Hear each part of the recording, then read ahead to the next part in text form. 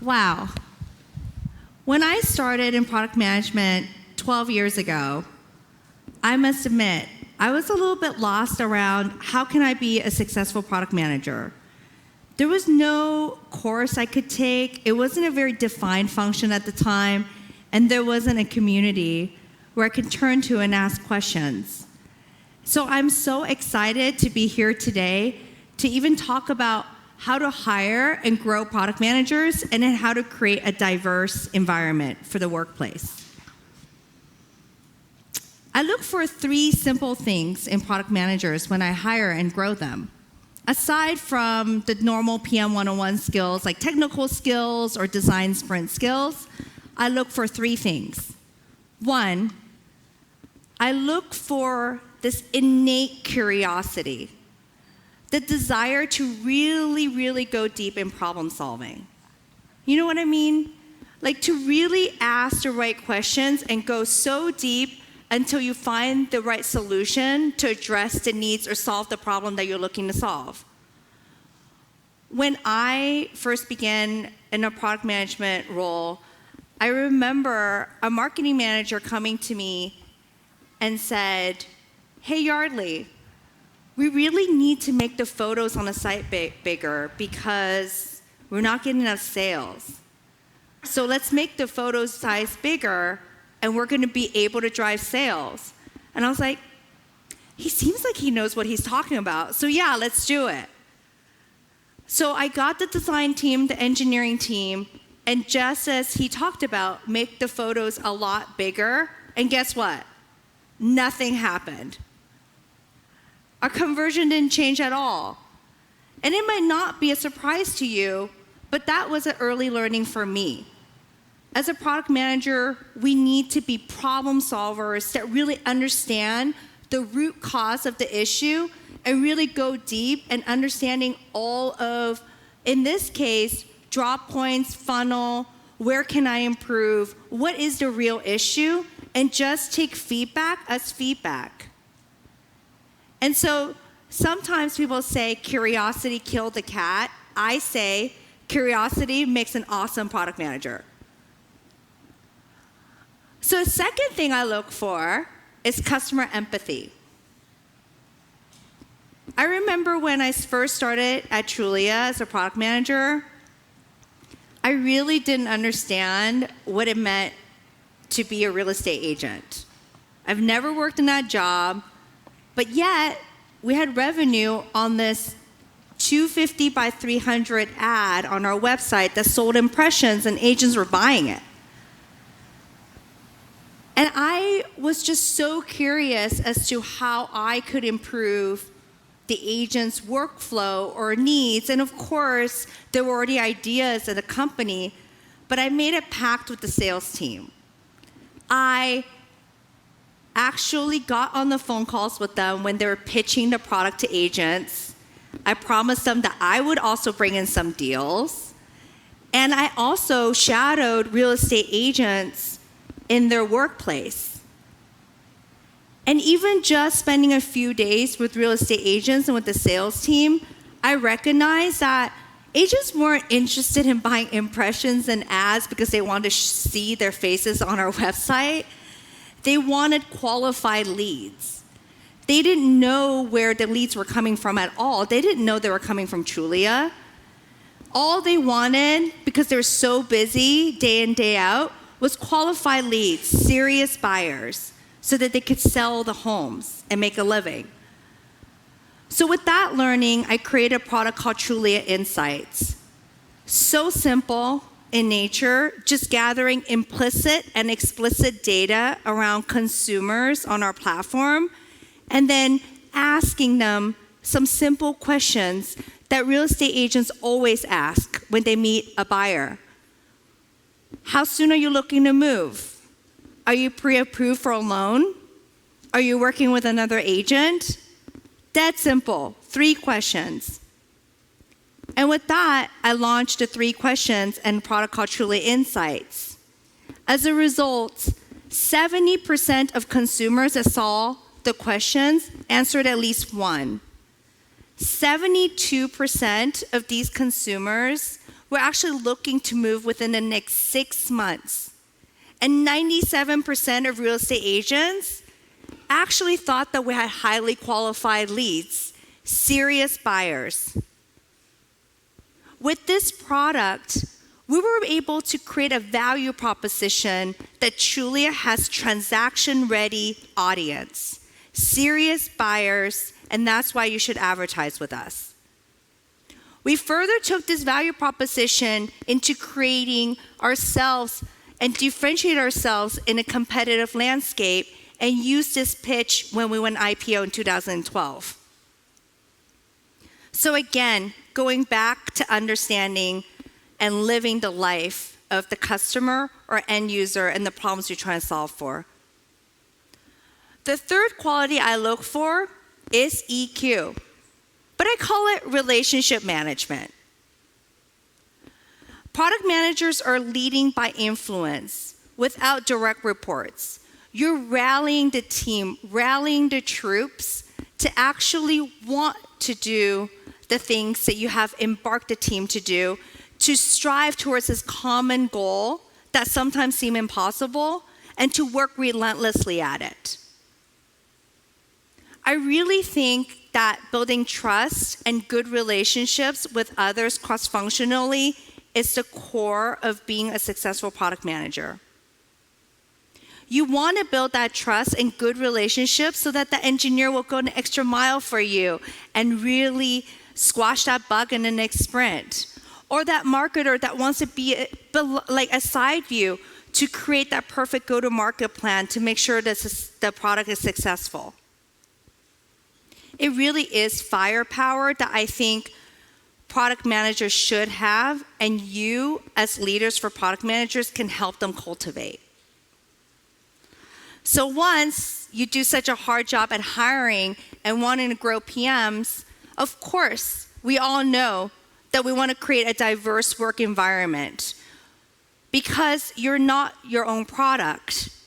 You want to make sure that you have a diverse team that has diverse ideas from all walks of life that can address solutions that's going to address a diverse set of end users that you have for your products.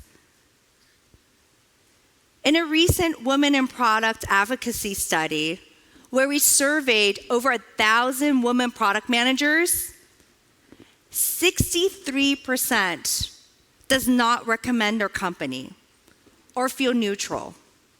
63%. I just want that to sink in for just one moment. A big factor of this is gender bias. And of course, you can work for big companies and or smaller companies that have resources for you, right? Such as gender bias workshop, such as having a really tight interview and resume process where you try to eliminate bias. But I encourage you to do something about it yourself every day. It's a really simple thing to do. A small step. In fact, I want to call it a micro step, because that's what we call them at Thrive.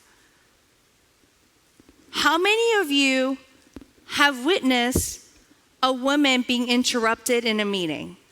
How many? Or feel it yourself? Have experienced it? Right. So we've all been in those situations. And in that moment, as an ally, all you have to do to take a small step to make that person feel inclusive is to say, hey, Jane, that was a great idea. Can you elaborate that a little bit more? Or hey, great, awesome. Let's go back to Jane and let's hear what she has to say. It's that small step. Those small things that might not even seem like a big deal to you, guess what? It's a big deal for that one person. Another way that I proactively think about creating diverse workforce is about idea generation. Let's face it, in product management, a lot of times we're just managing the roadmap and we don't really want extra feedback or anything that might derail us from the beautiful, perfect roadmap that we have. But we have to get other ideas. And I personally like to do one thing I've done in other companies, and we're just starting to do at Thrive, called the product office hours. Anyone in a company can sign up undivided, dedicated time to speak with product managers about their ideas or feedback. Anyone.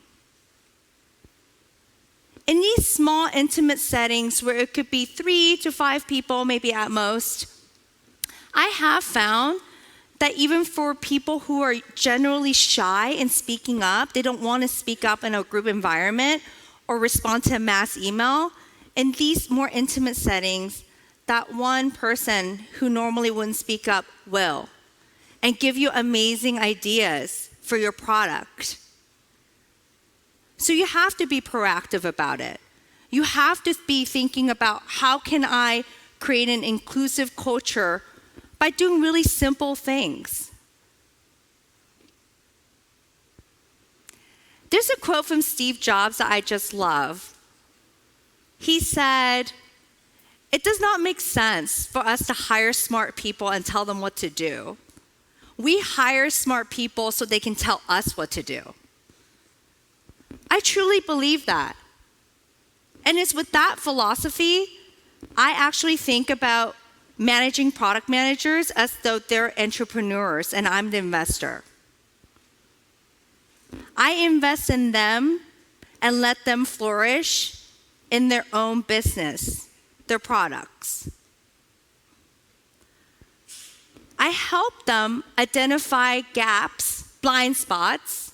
I can go high-level strategic or very much in the weeds, and I'm there alongside them. But I'm not there to be in their way. I think the next time you have a product manager that might be junior and just starting out, I encourage you to give that person a real problem to solve. Not just managing the Jira board, not doing that tiny little CTA project or optimization. A real problem that you would want to solve. End-to-end user experience problem, or even from ideation to launch. Be there alongside that person. Help that person flourish and grow.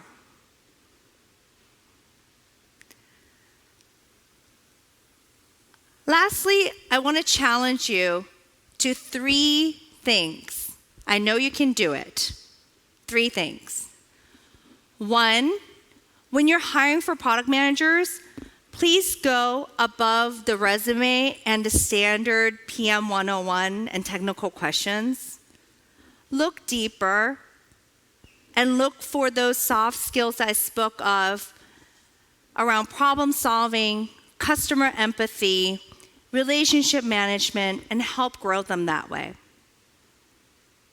Second challenge is to take that micro step, to find a way where you're proactively thinking about how to make your team feel included as you're working so hard to build a diverse team. Lastly, and the final challenge is, I want you to think about growing the people on your teams and make them even better than you. That they outshine you. Because that's when you know that you've truly succeeded as a leader. Thank you.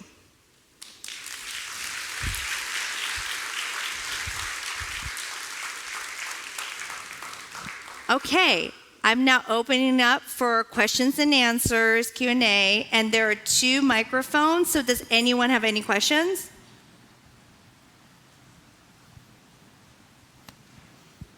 There's one right there.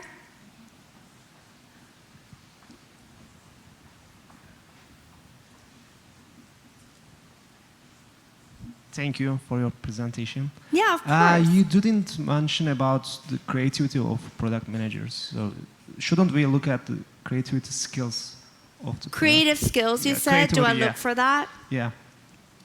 I do. I do look for that. I think it's important for product managers to be creative, but my philosophy is that product managers don't have to be the people that come up with all the ideas. So if you're talking about creativity, about idea generation, I think it's important, but it's also important for the team and really anyone in the company to feel like they can come up with ideas too. I think another way to think about creativity for product managers is really how to get things done with limited resources and time, and how to manage stakeholders. I think there are creative solutions in doing that. I do think that that's really important.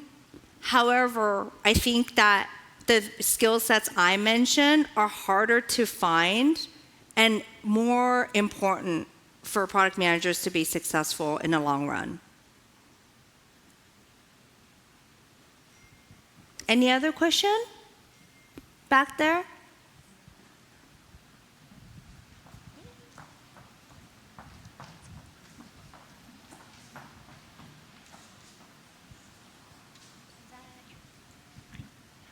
I love what you said about letting more junior product managers grapple with those really challenging end-to-end products. Yes. One of the things I see is, and I'm curious your answer is, how do you balance giving someone something really difficult to grapple with while also setting up the infrastructure where they're set up for success and they can be creative, but they don't necessarily have all of the relationships in place where they can draw on those other people in the company who might help set them up? Yeah, I think that's a good question. I would answer in a couple of ways, and let me know if you need further information. Of course, we can always chat more. I think one is important to be there with the junior PM for a kickoff of the project.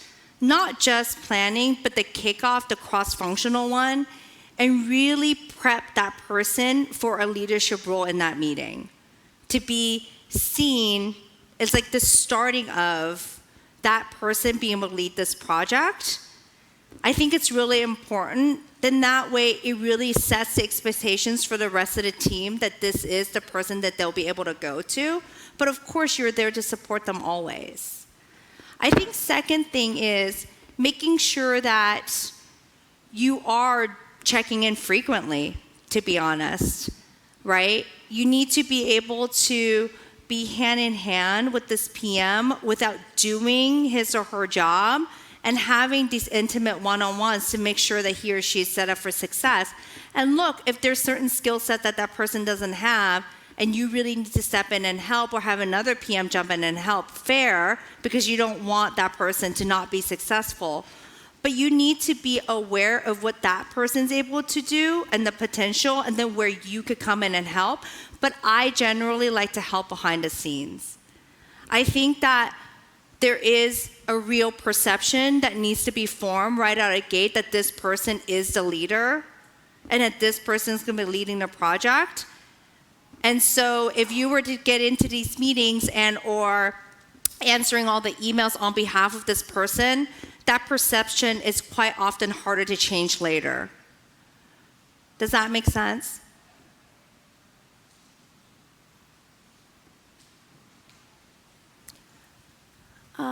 Right there in the middle.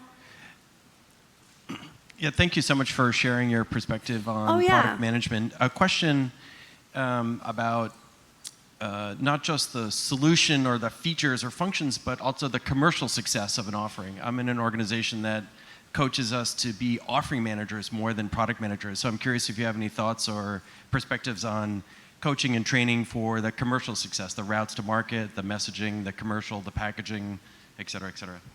Yeah, so understanding correctly, it's much more like of an enterprise product, and the go-to-market and everything else is very important. Yeah, the coaching is you're not just focusing on the functions and the solution, Right. but you're owning the entire success of the commercial success of it as well. And you have junior PMs that you want to coach them into this space. Yeah, yeah. I think, I think we're doing that at Thrive. I think it's important for these junior PMs to understand go-to-market, right? It's not just around the features. I never really think about building products just for the product or the tech side. I always think about everything that goes into it, even like driving revenue and to go-to-market. So I would start small. I mean, if you have a sales team, it might be around how to drive sales enablement aside from the features, right?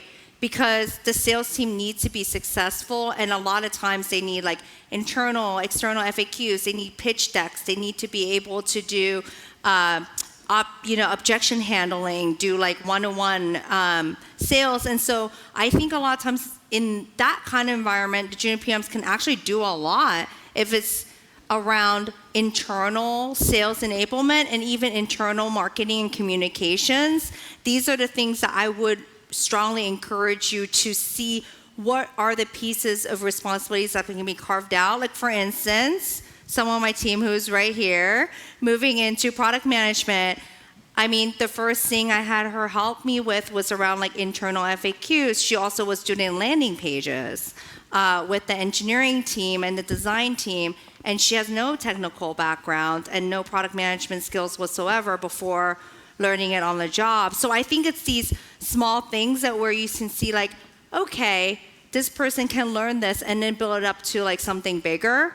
Corinne, sorry, I'm gonna have to name you here. But Corinne is even doing like user research now for us and then have put together an idea of how it can improve the product. So just to see her journey, I think is really relevant to the example you're talking about, but it is starting small and it might not be like owning this entire thing end to end, but it's like doing a little bit of this, doing a little bit of that, but then having, ownership around that area because there's so much when you're in the commercial space. You can definitely carve out something for the junior folks. Anyone else?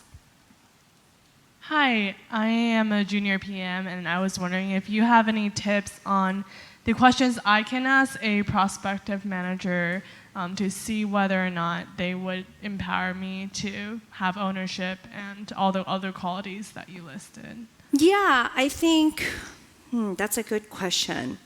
I would look at it a couple of ways. One is understanding what your success metrics are.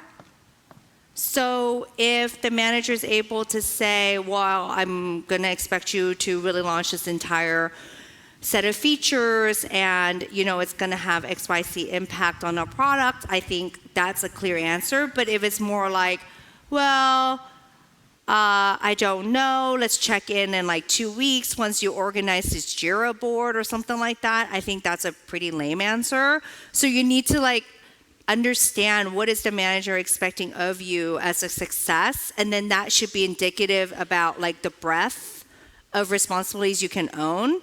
And then I would say secondly, just be really open about the conversation and drive it yourself. I know it's hard, I mean, especially as a woman and even early in my career, but I would encourage you to try to say, I want to solve this problem. I want to try to learn this product skill set. I want to maybe try this one feature when the opportunity comes up. And also having regular checkpoints and milestones, right? Like there should be, on your one-on-ones, of course, you should be talking about projects, but then also check on career growth. And then if you're looking to say, I want to try this in a few months, there should be a time frame where you can check in on that milestone and say, where are we? Am I going to be able to learn this? And then more tangibly speaking, to assess like how much empowerment this person's going to give you, once you get the project, how often is this person asking for a status update and then micromanaging and then checking on you every day versus saying like, hey, how's it going? Is there something that you need from me? Is there anything I can help with? Like, is it like micromanaging versus like really trying to check to help you? And I think these are a couple of things that I can think of right on top of my mind that would be not very defined questions, but high-level questions that would then drive the conversation that you need to get the answers to feel the comfort level of how this manager is going to work with you, and then just being explicit about what you want. Any other questions? 1, 2 back there.